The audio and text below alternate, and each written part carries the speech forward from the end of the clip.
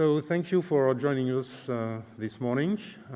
It's a pleasure for me to welcome to moderate two sessions, and the first one will be about from CERT-UA from Ukraine, about the research and technical analysis of large-scale cyber attacks in Ukraine in 2021.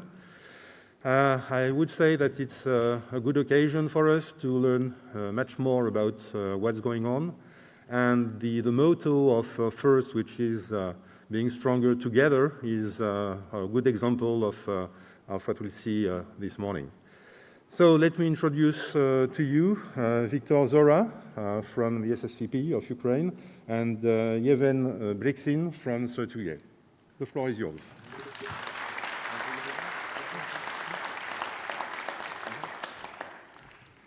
Good morning. It's so exciting to be in Ireland for the first time, and even much more exciting to be at FirstCon for the very first time. And this is thanks to our armed forces of Ukraine and incomparable patience of the org team. So we are here, and many thanks for welcoming us here in Dublin. We all read news, and there was a barbarian act of terrorism with shelling a shopping mall yesterday. And Ukraine, unfortunately, continues to be a battlefield for conventional war, but not only conventional, and cyber war as well. And we are very busy with combating cyber threats. We think this cyber component of hybrid aggression over the last half a year. And perhaps every case would require a single presentation. But we will try to fit everything into 25 minutes and leave the space like 10 minutes for Q&As. And we will be here with head of CERT, Yevheniia Volivnyk, who will appear lately, and her deputy, Yevhen Bryksin, who will do a presentation. Thank you.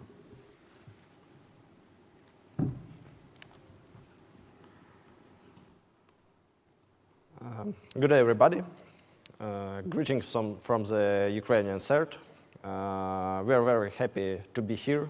My name is Yevhen Bryksin, and I'm the Deputy Chief of CERT-UA.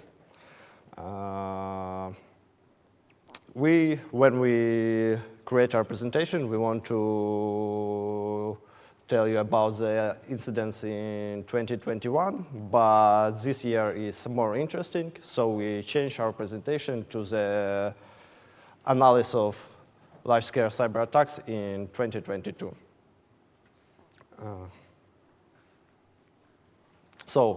I would like to start with sharing a few words about the CERT-UA, and this is our parent structure, the State Security Service of State Service of the Special Communication and Information Protection of Ukraine. There are two main components of cybersecurity in this state service. It's the CERT-UA and the State Cyber Protection Center. These parts is forming the UI30 Cyber Center. The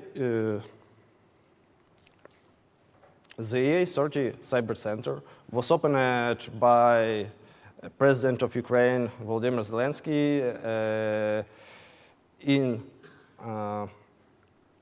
in part of the UI30 reform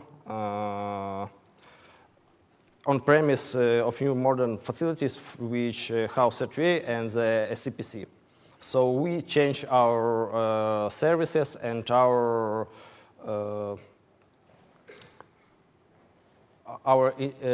work with our customers. A few words about the structure of the UI30 Cyber Center. In the UI30 Cyber Center, we have such structures as CERT-UA SOC, which provides SOC services. CERT-UA provides services like two main services. It's response to cyber incidents and the technical analysis and sharing information about cyber attacks to our customers. Also, we have cybersecurity training center with our CyberRange platform, where we can train up to 2 teams parallel. Penetration testing team that provides services of penetration testing to the government organization. All service that provided this UA30 Cyber Center is free for government and critical infrastructure organization of Ukraine.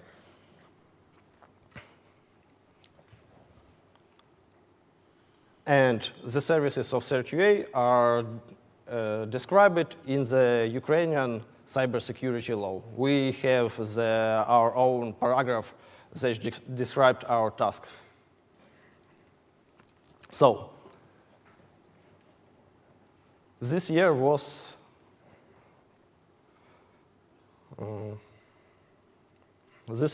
very busy for us.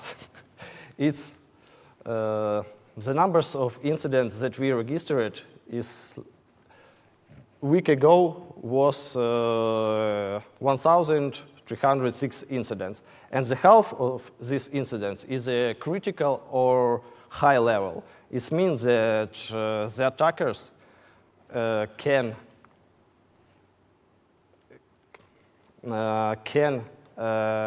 intrude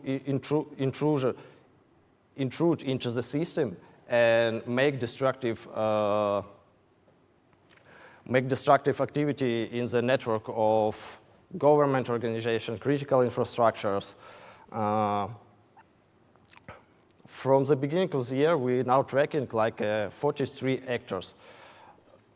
The actors presented here are in number of cyber, descending order by number of cyber incidents involving by actor. You can see the Armageddon troop at the top of the list, and Cobalt Strike a little less, and then. The scale of this is a registered incident by the severity by days of the year. So at the beginning of the year, this big red line, it's the 14th of January, when the large cyber attacks on a big amount of government organization was happened.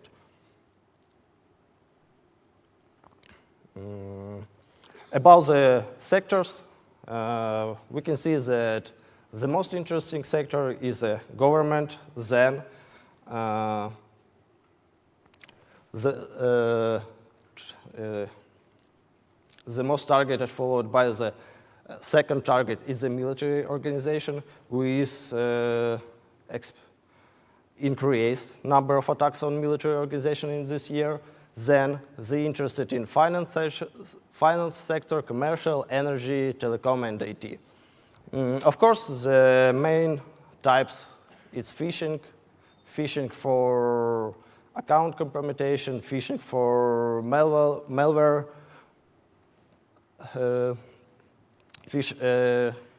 malware distribution, DDoS attacks. DDoS attacks are very popular again during the war, and else. Just a little comparison at the same period of time in last year and this year. We can see much more incidents that are critical and high during the same period in 2022 and in comparison to 2021. So, as I think, the Russian Federation launched a large-scale cyber war a month before the full-scale invasion. And in January 14, I woke up early in the morning at 3 a.m. because my phone began to receive a lot of messages. And when I look at my work messenger, I see this picture and messages that all government organizations are hacked. So at 3 a.m. I wake up, and 4 a.m. we start the meeting with the main actors of cybersecurity in Ukraine to decide what we need to do. The first what we figure out that all these organization was a customers of one IT service company that provides them IT services. And all these sites was developed, all these hacked sites was developed by this company. So we decide to include there to our investigation group, include representatives from these organizations. The first tip that they gave us was that site was hacked by the October CMS, by the exploiting the vulnerability in October CMS, on which this website was built. So we accept this hypothesis and starting to investigate these incidents. But on the stage when we starting to collect data, we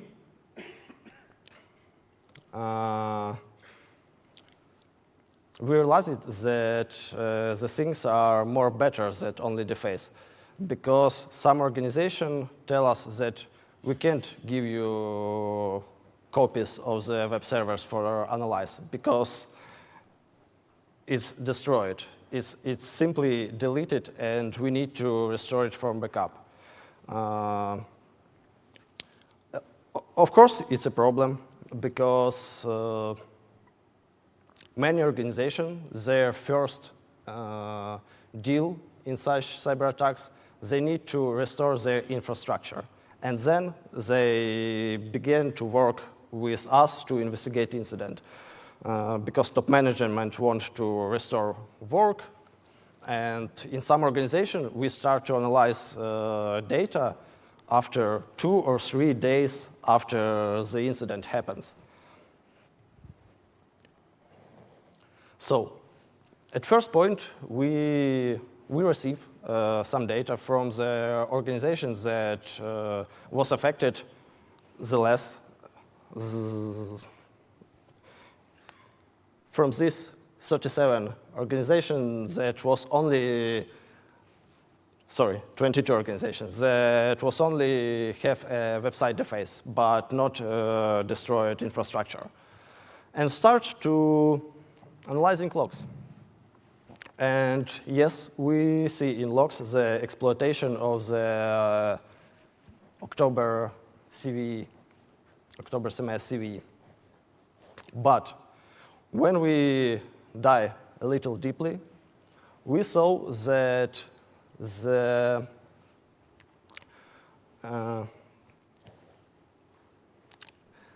exploitation of October CVE, October CMS CVE, was not the reason of the deface.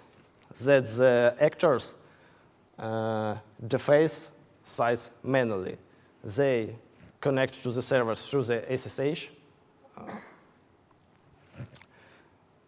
create new user with name username for persistence, and delete index PHP file by hand, and we get a file from the separate server. And on different organizations, different machines, it happens in different time. We send this data to our SOC. Some of the affected organizations was their clients. And we see that in some organization, the get command was excluded at 2:24 a.m. and some at 3:05. So that was not script.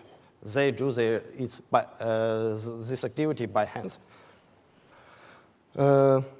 Unfortunately, we can't collect data from this site because when we started investigation in the morning, it was already down.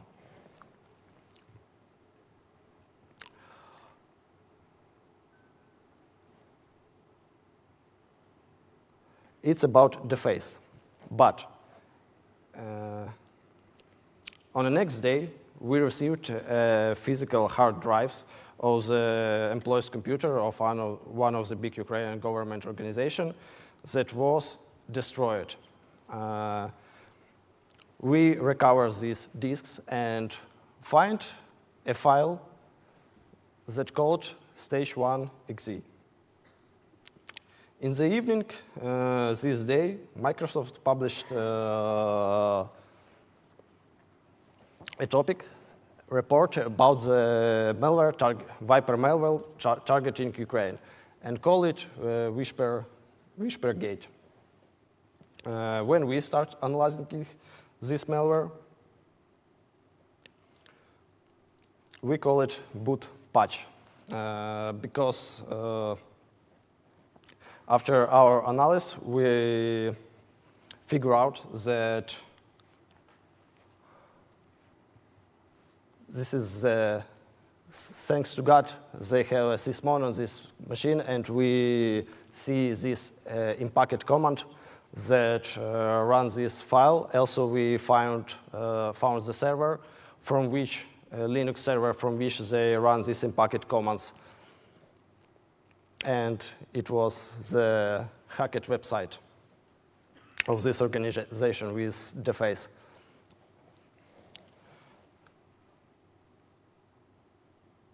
And in some organizations, then destroy networks without wipers. They connect to the hypervisors, create the users, compromise the admin users. It's the baddest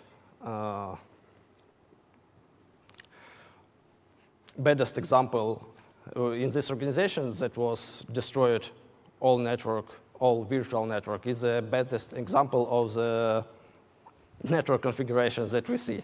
But because of this, as you can see, the destroying of virtual machine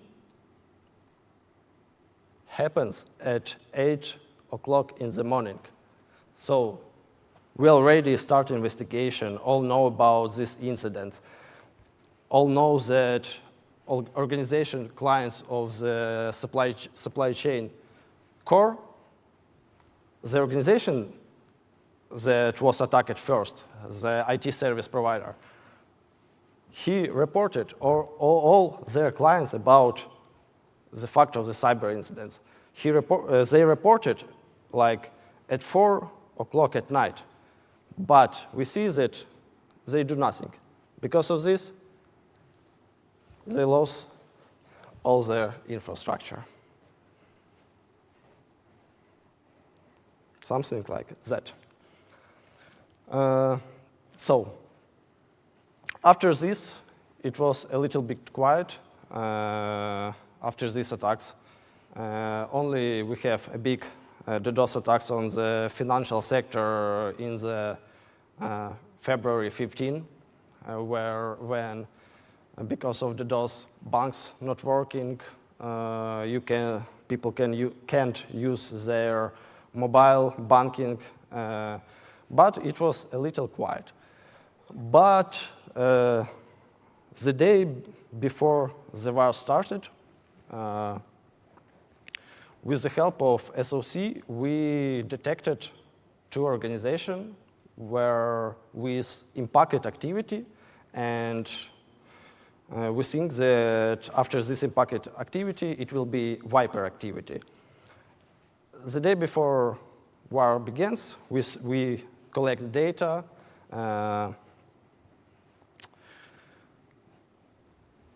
turn off some infrastructure for analyzing, and I sitting too late night, analyzing logs, analyzing Windows machine, analyzing Windows, Linux machine. But at 2 o'clock at night, after the speech of the president of Ukraine to the Russian nation about that they don't need to start the war, the massive cyberattacks began. And this organization where we provide analysis was wiped. Other many organizations was wiped. Some of organizations that wiped at the first cyber attack at 14 January was wiped again, the same deface. At this time, massive DDoS attacks provides on the banks, media, so people can't open new site. And in 3 hours after the large DDoS, the large cyber attacks begins the invasion of Russia. So at this time, when at 2 o'clock, I remember that a few days earlier, I read the post that the USA representative said that the war will begin with large cyber attacks. And at 2 o'clock, I understand that it will be. So, 2 words about DDoS. This is what happens when DDoS started at the 24. This DDoS was covered by emails and messages in messengers, in SMS, to deal panic in population. Message like, the bank is mined, the bank is not working, and you see that government site not working. The DDoS becomes popular as never because many activists from each side wanted to help their country to win the war. And it's very simple. We see the actor like with the Telegram channel, the Army of Russia Reborn. We track them like UAC 0107. They create their own site for DDoS. And all targets in this site is a Ukrainian website, government commercial. They create mobile app. They write instruction how to use open source things and even create their own tools for DDoSing. Every day they post in the Telegram channel a new target. It usually is Ukrainian organization, but the last maybe 2 weeks, we see that in this channel they starting to post targets in a EU country. For example, popular last targets is Latvia government institutions. Also, we found the sites that was developed with help of WordPress, and the site that was not updated, without not updated WordPress, was hacked, and the actors, we think that this is the same actor, that cyber army of Russia Reborn hacked these sites, and write the script where visitors visit the sites. At the time when they surfing through the pages, they send a request to the site in the list here. And also here, not only Ukrainian site, but we see some Go.ua, Ukrainian commercial sites, and some other international sites.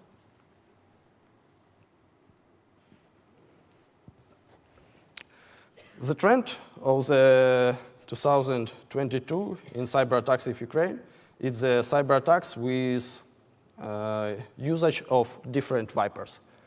We think that all these campaigns are provided by one actor. It's Sandworm, because we investigate from the beginning the war. We investigate like maybe 15 different incidents in different organizations where Viper activity was provided. And in all these organizations, we see the same tools, we see the same tactics. We see that in 99% cases, they used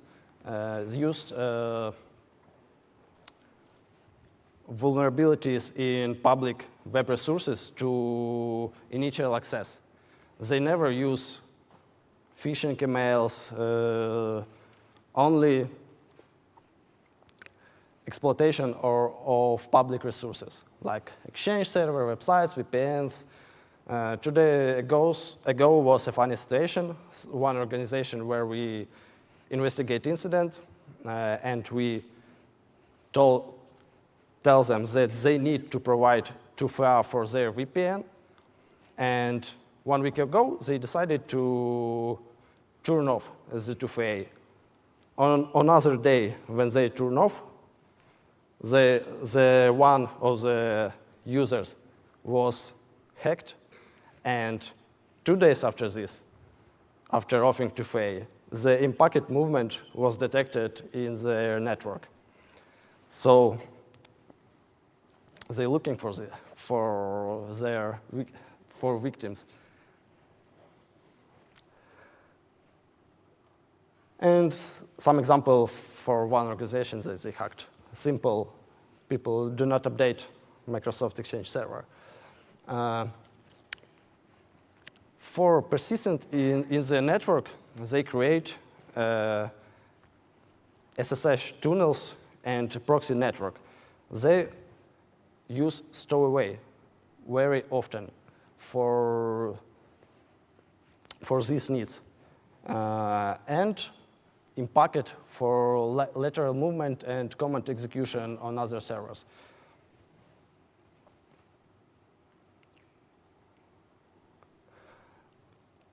After they collect data, after they do all things what they need, the final, this is destructive activity to the network. It's the final, their goal. And unfortunately, we have many cases where they succeed.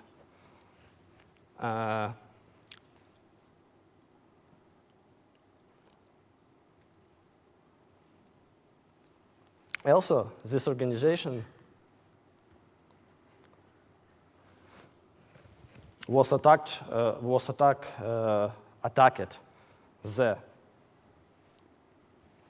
one of the Ukrainian power plant, where we find in Destroyer 2.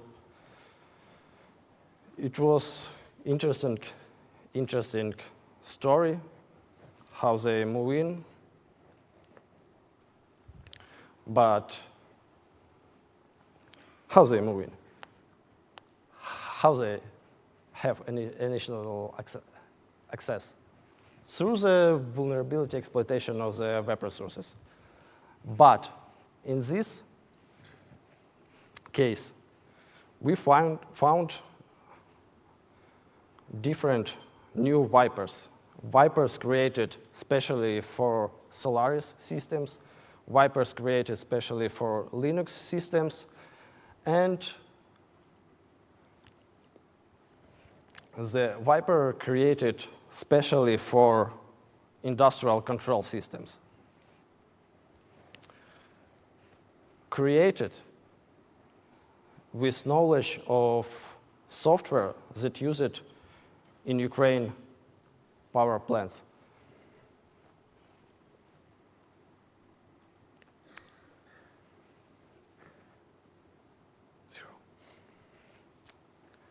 Another trend is the phishing attacks, but it's always trend.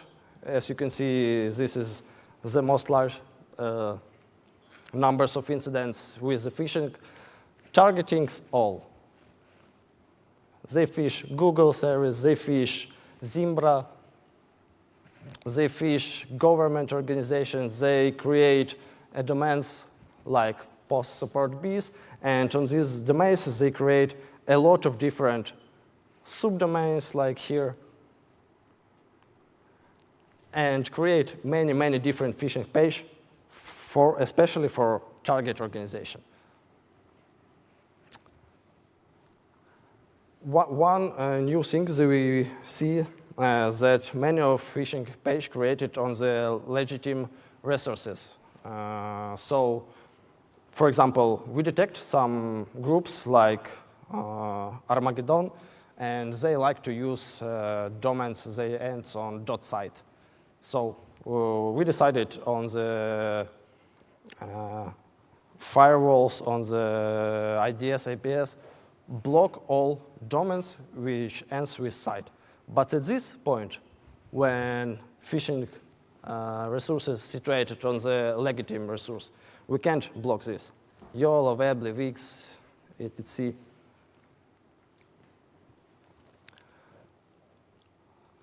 They attack open source ML software. For example, quickly, this is the vulnerability of the Zimbra. When exploitation of the vulnerability give a possibility to hackers receive last 500 emails that were received by the victim.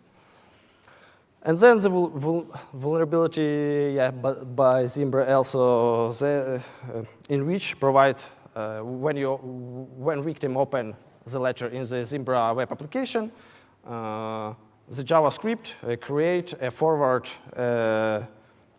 forwarding and forwarding all messages to some other email. They use our names for phishing attacks. After our publications on site, the actors like was phishing emails by the UAC APT29. They used our label to spread phishing. You see they write like, you need to scan your computers and CERT-UA sell you ukrscanner.rar. Also popular terms about the war, information about the military Russians, information about the chemical attacks on the Ukrainian cities. So the people is scary. People open these links, open these archives, and get their computers infected.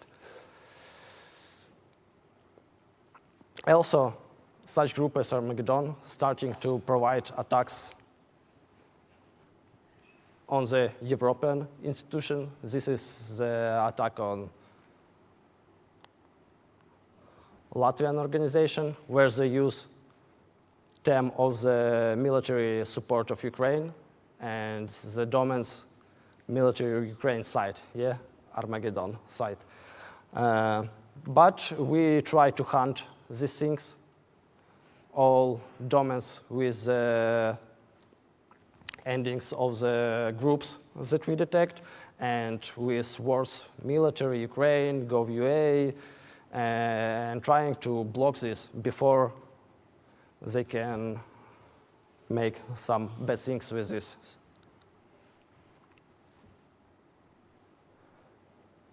Also, after one of our publications, the Gamaredon group decided to create a redirect on their C2 server, and when payload was loaded from C2 server site, redirect there to our site, CERT-UA. After payload loaded, they connected to our site again. At first point, we think, oh, cool, now we can see the IPs of the victims. But in 2 days, our IP of our site was blacklisted by most ISP providers of the world, and it caused us problems. So they don't like our work and try to do bad things to us because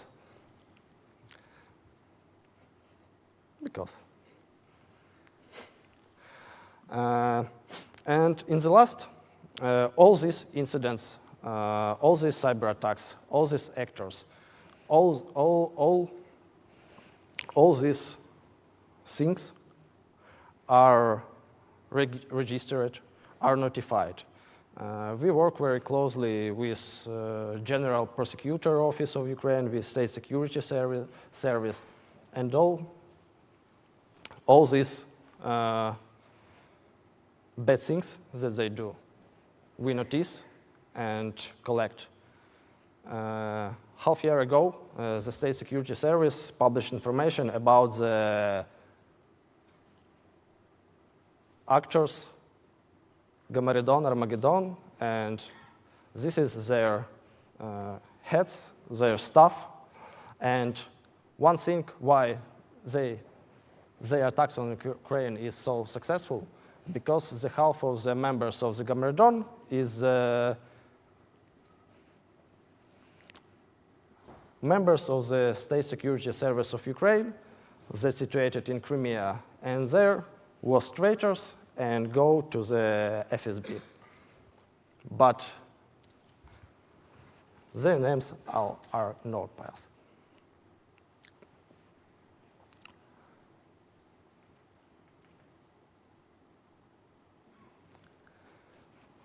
The lesson learned from this war is that the cyberspace is really the field of war. The impact, the number of cyber attacks will grow. Yesterday, we provided investigation in one organization, and we find a new Caddy Viper modification. Maybe we will post about this later. But the damage from cyber attacks is enormous in the political, information, and financial component. We need to change our approach to responsibility for cybersecurity in our country. And we learn how to communicate with other organizations in question of incident investigation. And at this time, we very close interact with other CERT teams around the world, with main cybersecurity vendors, with government institutions, independent researchers, volunteers around the world. All of them provide us a big help. And we very appreciate this. We're very grateful for this, and thank to all teams, to all companies who support us in this war. Thank you for your attention. I hope it was a good okay.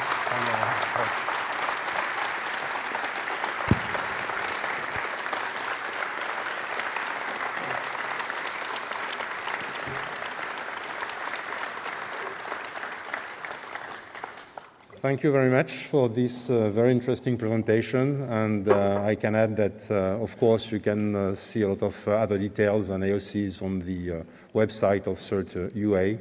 So it's very valuable information, which is posted almost twice a week or even more in some cases. So time for some question. Anyone interested into getting more details? Kaoto? Thank you very much for your presentation. To state that you had a quite challenging year is the understatement of first 22. It has been a really interesting year, or quote-unquote interesting year. I would like to ask how you are coping as a team. How CERT-UA is able to operate on these conditions. I don't want you to reveal any sensitive information about how you are arranging your activities, but do you have enough resources nowadays with your team to be able to handle the present situation? How is the day-to-day operations nowadays in these present conditions? Thank you very much for your question. It was a very tough beginning of this war, and a huge case with the BioSafe hack, which happened in the first hours of war, didn't allow us to provide full investigation of this case, and a later statement which was made by 27 countries regarding this case and recognition of Russia as an aggressor in cyberspace happened because we were provided with the attribution with enough facts and proofs about this case, and in this first day of war it was very difficult for us to provide response and to provide further investigation. And I'm telling this that there was some difficult conditions, of course, and we needed to re-engineer our business process in CERT and in SSSCIP in general. So our servicemen moved to new locations, and we established remote work, concentrating on keeping our people safe. But with regards to resources, of course, we feel huge support from other teams, from global IT providers, from governments. So this is really valuable, and it's difficult to underestimate this help.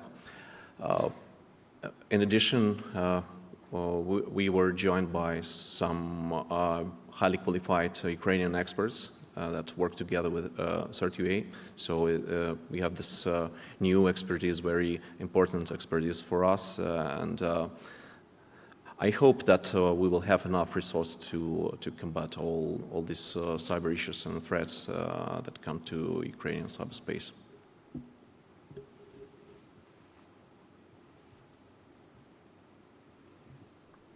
Thank you. Any other questions from the audience? No? Okay, so let's give another round of applause to you, and thanks a lot for Thank you. joining.